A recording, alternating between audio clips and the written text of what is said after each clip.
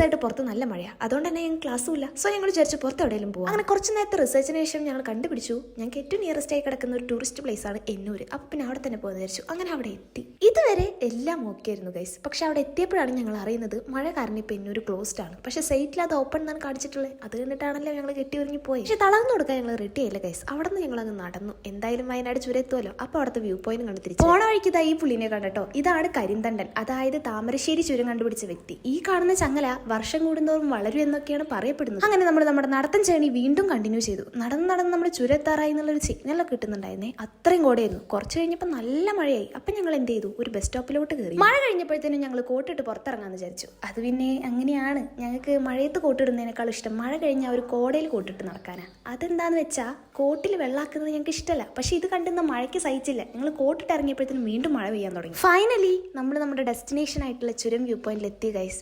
It's just വാവ് ആയിരുന്നു. അത്രയും അടിപൊളിയായിരുന്നു ഗൈസ്. ആ കോടയൊക്കെ ഇറങ്ങി ചെറിയൊരു തണുപ്പൊക്കെ ആയിട്ട് നല്ല രസമായിരുന്നു. ചുരത്തിൽ പോയി ഞങ്ങൾ ഏറ്റവും കൂടുതൽ ചെയ്ത കാര്യം എന്താണെന്ന് ചോദിച്ചാൽ അത് സം സ്ട്രേഞ്ചേഴ്സിന് കുറേ ഫോട്ടോസ് എടുത്തു കൊടുക്കുക എന്നുള്ളതായിരുന്നു. കാര്യങ്ങളിന്ന് ഞങ്ങൾ പ്ലാൻ ചെയ്ത പോലെ നടന്നില്ലെങ്കിലും നടന്ന കാര്യങ്ങളൊക്കെ അടിപൊളിയായിരുന്നു കേട്ടോ. ചില കാര്യങ്ങൾ മുടങ്ങുന്നത് അതിലും നല്ല കാര്യങ്ങൾ വരാനാണെന്ന് ഞാൻ കേട്ടിട്ടുണ്ട്. ആൻഡ് ഇന്ന് എക്സാക്ട്ലി അത് എനിക്ക് ഫീൽ ചെയ്യാൻ പറ്റി. അങ്ങനെ തുടക്കത്തിൽ പാളിപ്പോന്ന് വിചാരിച്ച് ഞങ്ങളുടെ ഔട്ടിങ് കളറാക്കിയിട്ട് ഞങ്ങൾ തിരിച്ച് ഹോസ്റ്റലിലോട്ട് പോയി.